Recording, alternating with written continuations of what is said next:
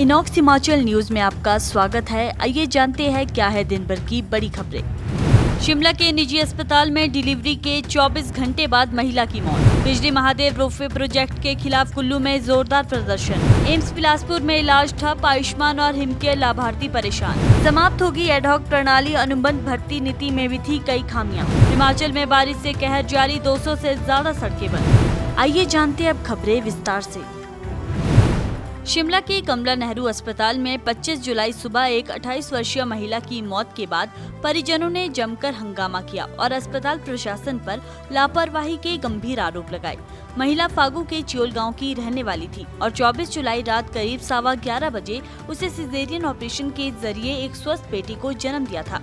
परिजनों का कहना है कि डिलीवरी के बाद महिला की तबीयत सामान्य थी, लेकिन सुबह हालत बिगड़ने के बावजूद स्टाफ ने उसे खाने को कहा। परिवार के अनुसार भोजन करते समय महिला को सांस लेने में परेशानी हुई और करीब 9 बजे उसकी मौत हो गई। मृतका के परिवार का आरोप है कि स्टाफ को सतर्क रहना चाहिए था, लेकिन लापरवाही के चलते महिला की जान चली गई। कमला नेहरू अस्पताल के मेडिकल सुपरिटेंडेंट डॉक्टर सुंदर सिंह नेगी ने बताया कि शुरुआती जांच में दम घुटने से मौत की आशंका जताई गई है, लेकिन इसकी पुष्टि पोस्टमार्टम रिपोर्ट से ही होगी। हालांकि परिजनों की अनुमति न मिलने के कारण पोस्टमार्टम नहीं कराया जाएगा। कुल्लू जिले में बिजली महादेव रोपवे प्रोजेक्ट को लेकर जनता का विरोध तेज हो गया है। 25 जुलाई को बड़ी संख्या में स्थानीय लोग सड़कों पर उतरे, जिनमें महिलाएं विशेष रूप से सक्रिय दिखी। प्रदर्शन का आयोजन बिजली महादेव संघर्ष समिति, मंदिर कमेटी और अन्य सामाजिक संगठनों ने मिलकर किया। लोग रामशिला के शांगरी बाग में एकत्रित हुए और सड़कों पर रैली निकालते हुए रोपवे को बंद करने की मांग की। इस प्रदर्शन में भाजपा नेता महेश्वर सिंह भी शामिल हुए। हालांकि प्रशासन ने एहतियातन के तौर पर कुल्लू में भारी पुलिस बल तैनात किया है। जनता की मांग है कि पर्यावरण और धार्मिक आस्था को ध्यान में रखते हुए इस प्रोजेक्ट को तत्काल रोका जाए। एम्स बिलासपुर में हिमकेयर और आयुष्मान भारत योजना के मरीजों के लिए हालत बेहद गंभीर हो गई है। अस्पताल में जरूरी सर्जिकल उपकरण और दवाओं की सप्लाई ठप हो चुकी है, जिससे बड़ी सर्जरी जैसे घुटने और कूल्हे की रिप्लेसमेंट ऑपरेशन रोक दी गई है। एम्स प्रशासन का कहना है कि वेंडरों को लगभग 50 करोड़ रुपए का बकाया भुगतान सरकार से मिलना बाकी है। इसी कारण उन्होंने सप्लाई बंद कर दी है।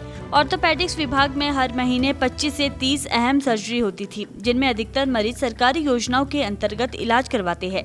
लेकिन अब डॉक्टरों के पास ऑपरेशन टालने के सिवाय कोई विकल्प नहीं बचा है। मरीजों को सिर्फ परामर्श दिया जा रहा है और उन्हें इंतजार करने को कहा जा रहा है। एम्स प्रबंधन का कहना है कि राज्य सरकार को कई बार पत्र लिखे जा चुके हैं, लेकिन अब तक कोई ठोस कदम नहीं उठाया गया। हिमाचल प्रदेश सरकार ने 19 जुलाई 2025 को नई भर्ती नीति लागू कर दी है, जिसके तहत एडहॉक और जॉब ट्रेनिंग प्रणाली को समाप्त किया जाएगा। अब हिमाचल लोक सेवा आयोग और राज्य चयन आयोग से चयनित अभ्यर्थियों को 2 साल की ट्रेनिंग के बाद नियमित किया जाएगा। इस अवधि के बाद एक विभागीय परीक्षा होगी, जिसमें सफल होने पर कर्मचारी स्थायी कर दिए जाएंगे। सरकारी प्रवक्ता ने कहा कि कुछ नेता इस नीति को लेकर भ्रम फैला रहे हैं, जबकि उन्हें ये बताना चाहिए कि अग्निवीर योजना के बंद होने के बाद युवाओं की स्थायी भर्ती को लेकर क्या वैकल्पिक योजनाएं हैं। कुल मिलाकर ये नीति युवाओं के हित में तैयार की गई है और विभागीय कार्यकुशलता को बढ़ावा देने वाली है। हिमाचल प्रदेश में लगातार हो रही बारिश और भूस्खलन के चलते हालत अब भी गंभीर बने हुए है। राज्य में 200 से अधिक सड़कें अब भी बाधित है, जिनमें चंबा जिले के चुरा उपमंडल के नकरोट चांजू मार्ग भी शामिल है। यहाँ पहाड़ी दरकने से चांजू, चरड़ा, देहरा और बघेईगढ़ जैसी पंचायतों का संपर्क पूरी तरह से कट गया है। ग्रामीणों ने लोक निर्माण विभाग से मार्ग शीघ्र बहाल करने की मांग की है। इस बीच मौसम विभाग शिमला ने 26 से 31 जुलाई तक कई हिस्सों में भारी बारिश की चेतावनी देते हुए येलो अलर्ट जारी किया है।